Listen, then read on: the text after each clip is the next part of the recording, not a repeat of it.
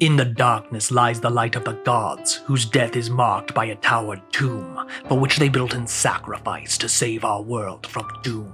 A nameless god on an empty throne now peers through shadowed glass, his will to see all things unmade, for darkness is rule at last, and all shall be forgotten. Clara is from the town of Ilden, but she does not know her origin story. On a stormy night some years ago, Clara was left on the doorstep of Mayor Calyx's home. She was left with only a flower ring, a small crystal amulet, and a note with her name written on it. Calyx, having no idea who this baby was or why she was left at his doorstep, was hesitant to keep the child. However, Clara's cleaning and timid nature made Calyx's life much easier.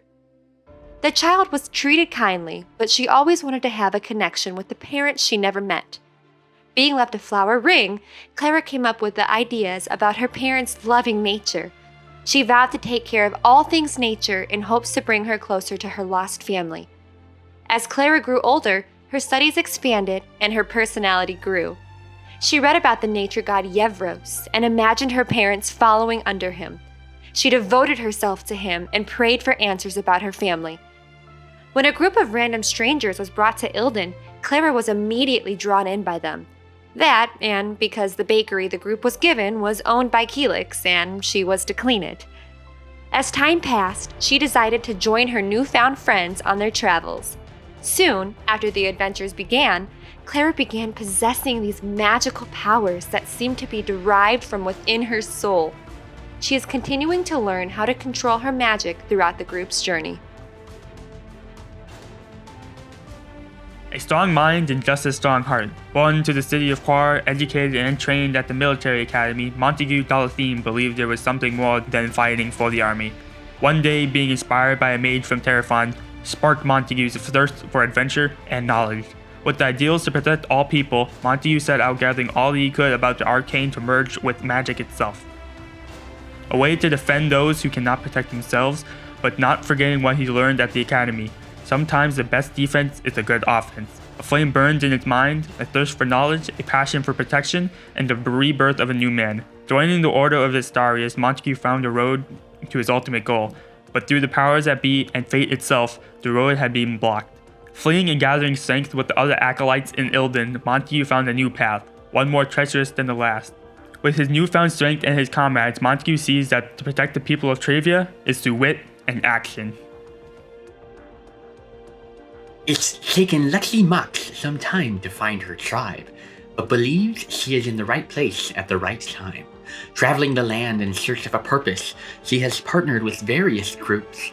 From intrepid bands of robbers to the elite who run the lands, she has blended in with the crowds and joined the ranks in order to expose corruption.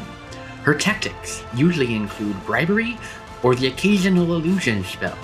Her affinity for magic was encouraged by a previous master in the arts of magic, the unnamed wizard, who she was fortunate enough to have trained under for just a short time before his mysterious disappearance. This traumatic departure, along with the loss of her family at an early age, has been the catalyst for her adventures. Lexi has recently been visited by a familiar voice, which has started taking the shape of a sprite. This figure was an imaginary friend she created at an early age to use as a crutch in desperate times. Is this figure real? Is Lexi going insane? We only hope it's not both. David Jones, the protector of the Land of Heart, friend of any good man with good actions, and a true warrior with a sword and shield. David became the man he is today due to years on the farm and training on it with enough people to spar with. David started his journey of becoming a protector when an attack of bears and hunters killed many on the farm. That event led David to train just in case it happened again. After many years, David left the farm to seek adventure. However, when he left, he was told by his father that he could never come back to the farm, for he was now an outcast. Many months had passed before David met the Bakers and decided to return back to the farm When the group arrived, they found the farm had been burned to the ground.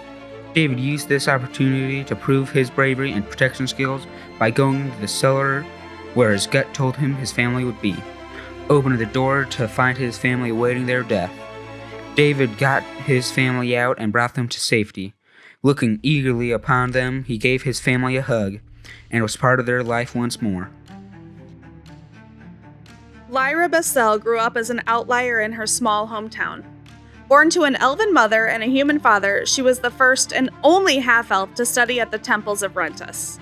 Her mother, Yasaria, was a priestess of the golden dragon god Azeron and an ambassador for her people. She met a human soldier, Andraean, who was also one of Azeron's gifted servants. Lyra, like her parents, has been gifted with the golden magic of the dragon god, and she has made a vow to use her abilities to uphold Azeron's ideals. Lyra learned how to combine her magical abilities with her skills of sword and shield. She was told she was the chosen one to bring the light of Azeron to the goddess Istaria. So she ventured out to the Middle Kingdom, not knowing when she would return. Lyra's goals and knowledge about the world have changed drastically since leaving home. As she continues her adventure, she feels the light inside of her grow, and she knows she will control her fate.